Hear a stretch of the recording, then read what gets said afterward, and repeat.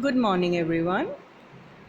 Myself, Dr. Sarita, and today we are going to do the poem Is Poetry Always Worthy When It Is Old? We are going to do this poem by Kalidasa, and later on we will continue with the poems under the same title, that is by Bhavbhuti and Bharthari. First, let me tell you something about Kalidasa. Kalidasa was a renowned Sanskrit poet and dramatist. He lived from the mid 4th to the early 5th century. He is regarded as the greatest person in classic Sanskrit literature. His birthplace possibly was somewhere in Malwa in central India. He described great praise of Ujjaini, so it is guessed that he was a resident of Ujjaini. The current legends are that he was a court poet of King Vikramaditya of Ujjaini. His works show his profound acquaintance about court life. He was a Brahmin by caste and was a devout worshipper of Lord Shiva. He described vividly the Himalayan scenes in his works, so it is concluded that he had traveled far and wide throughout the country. The name of Kalidasa itself means that he was a servant of the goddess Kali, that is Durga. Kalidasa's works achieved so much profundity and elegance that they have never been surpassed. Kalidasa's most famous play is Abhigyan Shakuntalam. Abhigyana Shakuntalam is a drama composed in the form of poetry. This drama describes the romantic love and adversity of a maiden, Shakuntala, whom King Dushyanta marries. The king, under a magic effect, forgets his bride, and when the ring was given by him to her, is discovered in the body of a fish and is given to him, he remembers her. Abhigyana Shakuntalam has been staged on the Western stage several times. The poet Kalidasa's other works are Vikrama Orvashi, Malvika Mitra, Raghuvansha and Meghadoot, Kumara Sambhava, etc. These are also his immortal plays. Telling you something about the poem under consideration, which we are going to study today. It's a poem. It's just a stanza of 4 lines. The poet Kalidasa questions here whether poetry is always significant when it becomes old. When poetry stands the test of time, that is, when time does not affect the worth of poetry, it signifies that poetry has real and intrinsic worth in it.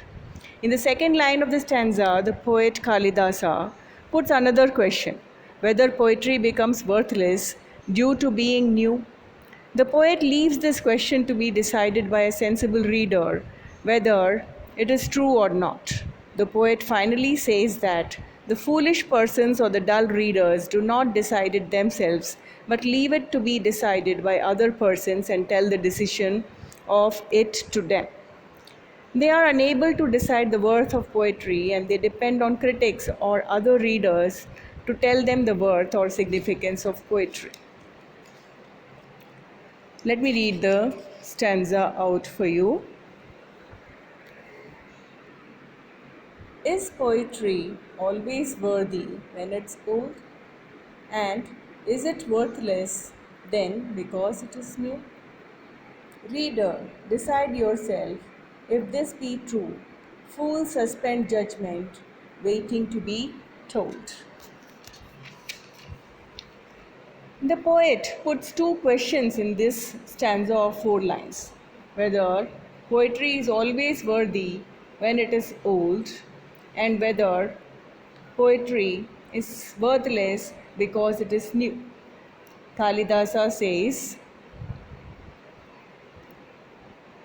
that a sensible reader himself should decide whether it is true or not. He himself should decide the significance of poetry. Only the foolish readers cannot decide themselves the worth of poetry and await other readers or critics to tell them the real and intrinsic worth of poetry.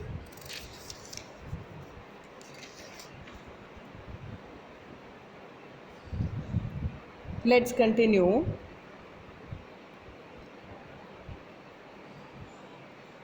with the next small stanza poem by Bhavabhuti.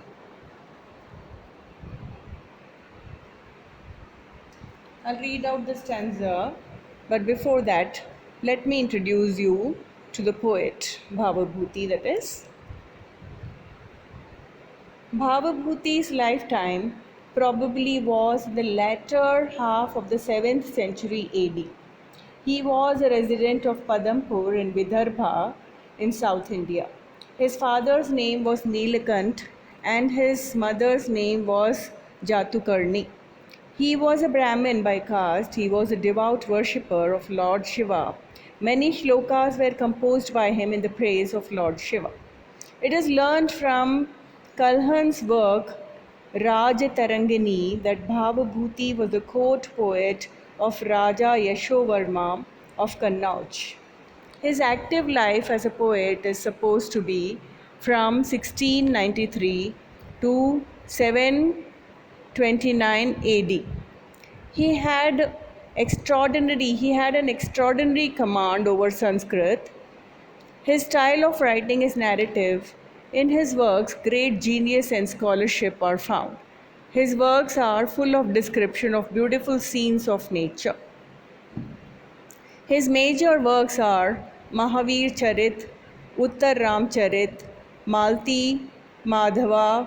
Mahavir Charit is his first play in which Ram's marriage, Ram's exile, Sita's abduction, Rama's coronation have been described. His fame as a dramatist is based chiefly on Uttar Ramcharit. In Uttar Ramcharit, Ram's biography after his coronation has been described. In the play Malti Madhava, the love and marriage of Malti and Madhava have been described. Malti Madhava is a purely imaginative story. The plot of the play Malti Madhava is very attractive. In Bhavabhuti's dramas, extraordinary characterization, plot construction, exquisite language and style are found. Bhavabhuti also composed shlokas on the principles of poetry and criticism. Let me read the stanza out for you.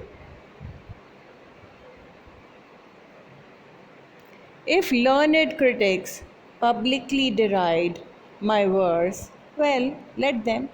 Not for them I wrought. One day a man shall live to share my thoughts, for time is endless and the world is wide. In this stanza of 4 lines, Bhavabhuti expresses his indifference to the adverse criticism of his poetry made by some learned critics. He says that if some learned critics consider his poetry to be of no worth and ridicule it, let them do so. He says that he does not care at all for such adverse criticism. Moreover, he declares that he did not compose his poetry for such critics who find fault with his poetry unnecessarily without understanding the significance of it. Bhavabhuti has full confidence that a day will come when a man will understand the worth of his poetry and appreciate it. Such a man will share his thoughts embodied in his poetry. Bhavabhuti further says that time is endless and the world is wide. The world is not coming to an end with these critics who ridicule his poetry. Bhavabhuti is sure that in future his poetry will be appreciated and his thoughts in his poetry will be shared by people. Thus, Bhavabhuti expresses his optimism about his poetry and thoughts. We will continue with Bharthari in the next video, and for now, this much. Thank you.